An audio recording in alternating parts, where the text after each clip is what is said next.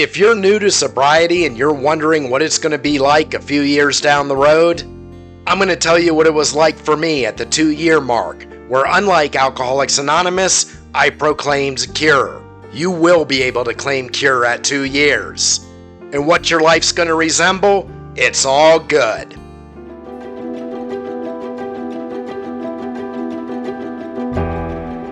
I have stated that one who suffered from alcoholism can reach the point of cure. I proclaim it's at the 2-year mark. I picked 2 years because that's when protracted withdrawal syndrome ends, at the most. A lot of people reach that terminal at 1 year, but 1 to 2 years is when the neurochemistry has rebalanced your being to adapt to a life which is now alcohol-free. Why does it take this long, 1 or 2 years? Because alcoholism isn't something that you just go through for a few months. It is years and for some decades.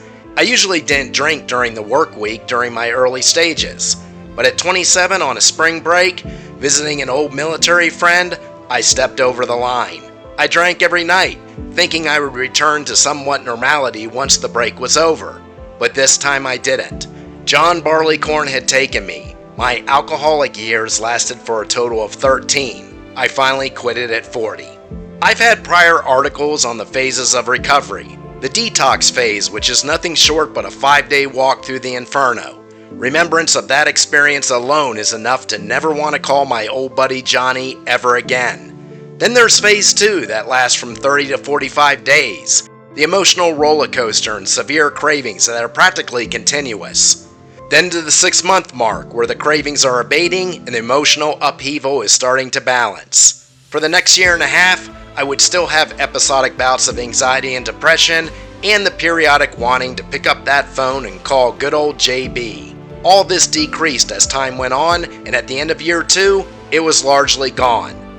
I state in my book on the matter that this is where I claim cure. It has been now close to 2 decades clean without the help of Alcoholics Anonymous, which I not only find not helpful, but completely destructive. I think their massive failure rate proves that point for me, regardless of their reasons why. I have given comparison in another article how I felt at 3 months compared to what I saw in the rooms with members who had just made their 90 days and 90 meetings pledge. I was already much better off than they. But I remember the day I made 2 years as well. I was not only cured, but looked in the mirror and saw an entirely different person. That's the big significance of the 2-year mark. I have stated, and still do, that the way to recover from alcoholic addiction is to completely reinvent yourself on all your planes, the physical, emotional, and career sphere, in which your spiritual plane will fall into place, and you have to solve why you drank to begin with, and that usually comes from dealing with past abuse, whether at home or outside of it. You have a rotted foundation of being an alcoholic with this past trauma, therefore you must fix it. If you fix your past, or at least come to terms with it, and reinvent your being, you will cure alcoholism. Willpower past the 6-month mark does not cure you from the effects of your prior addiction. Recreating your existence as a non-alcoholic does.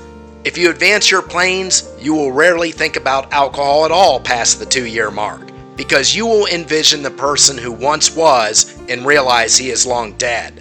But when I do go back and read my journal of my recovery, many entries that make up these works today, I am reading a different biography altogether at the 2-year mark versus the one who was still best chums with John Barleycorn. First, you cannot comprehend that you were once that person so deep in JB's bottle. I can't comprehend how I worked as a medical provider. Sick every morning, reeling with vertigo matched by light nausea. The fatigue that settled in the afternoon. I was good at my job as a PT through mainly force of will, but I wonder how much better I could have been if I was clean. How different my being is today when I periodically contract. Just getting up with only a little sleepiness that wears off in a half hour like a normal person. The thought that I operated every day with physiological sickness is astounding to me. Who was that person? Then the return to fitness. I started that at day 45 sober, the first day I felt good. I had been a long-time Thai kickboxer who fought in school events regularly. If I had a week in those last 5 years of my alcoholism when I trained twice, that would be a good week. When I returned from the dead, I started with just a few rounds on the bag and a few sets of lifting weights. Within months, I had advanced greatly. At 2 years, I was doing 15 to 20 rounds on the bag and lifting weights for 40 minutes afterward, 2 out of every 3 days. My new high was the endorphin rush from vigorous exercise. Fitness alone led me to a new sense of well-being. It's the foundation for reinvention of self. Instead of being sick in the morning, I always felt rested because I didn't have nearly the insomnia I did in the book of John. And I was now living healthy, not in physical and mental illness, which is what alcoholism is. I was also engaged in meditative activities, which only worked in perfect conjunction with the physical ones. If you were to run a film at the clinics and hospitals of my personality during the alcoholic days, you would see an entirely different one. Now understand, the world of healthcare is rough and mean. Many times you have to be a non-negotiable SOB to administer ethical care when the higher-ups try to interfere for profit margin. But being in a mild rage all the time at big or little issues is not the way to live. During those drinking days, especially the last 5 years, if I was only a little edgy throughout the day, then that was a good day. I was never that way with patients, at least I can attest to that, but everyone else, if interviewed about my disposition, would paint a recollection of a largely hostile individual. Of course you're hostile and on your best day edgy as an alcoholic.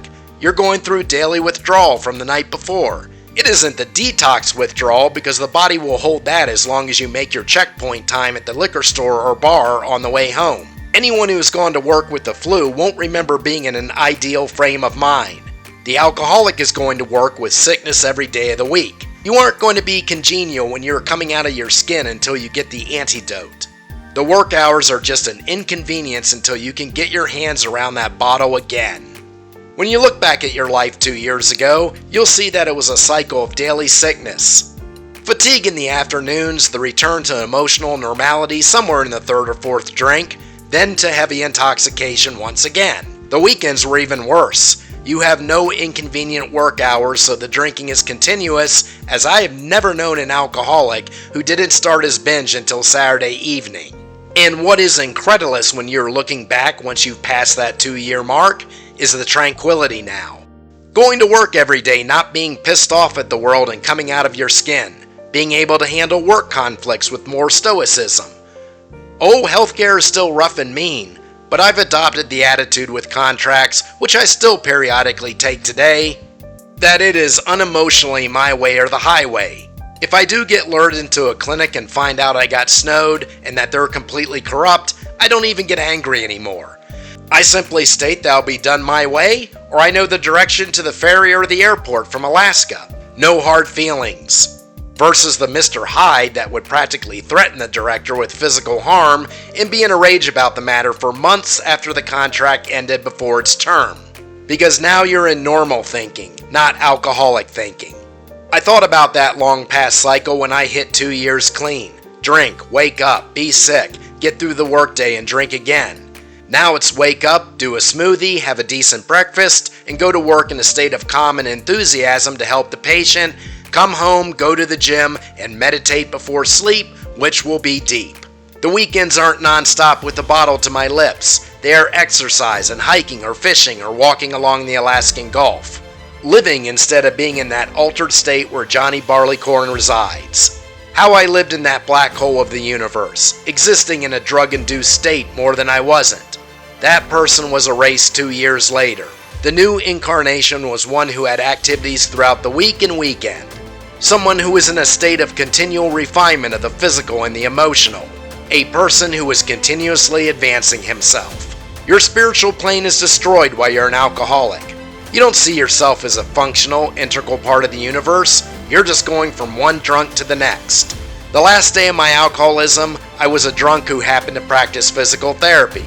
2 years later, I was a physical therapist who was constantly honing his craft. Someone who was gaining good reputation in the small remote towns of Alaska. Staff members actually wanted to be around me versus the toxic person who existed among them 2 years prior. I had developed other statuses as well besides in the clinic. I was an author of several books. I was now a proficient stock trader as well. None of this could have evolved while in the bottle. The first day of detox, I was none of these. By the 2-year mark of cure, I had completely accomplished what I wrote about a few years later in my work, Reinvention of Self, How to Change Your Life and Being Forever. This is what you set to accomplish after you are past day 30 to 45. You don't need to touch alcohol again. You proved you can abstain, you just did it for a month or month and a half. Now you have to bury that old person. This is why AA fails so many. They want to keep that diseased person, that addict, that alcoholic. They don't advocate that staying sober isn't just using willpower not to pick up the bottle after the first few months. They don't get that the key to being alcohol-free for life isn't living in that mentally alcoholic state in the circles. You have to exit that life forever. You create a new being, a physically and mentally strong being, a being who advances his career or side projects always and ever more moving forward. 2 years of this reinvention and you won't be remotely the same person who walked with Johnny. If you do this and rectify your past, that person won't feel the need to drink ever again. Because contrary to AA, that is a new being who isn't an alcoholic. Now for my condensed version and guidebook on how I defeated alcoholism, check out the small book, How I Beat Alcoholism and Why Alcoholics Anonymous Doesn't Work. Links are in the description, usually free on KDP, and remember, keep your contract, be sober at sundown, and I will see you at the next sunrise.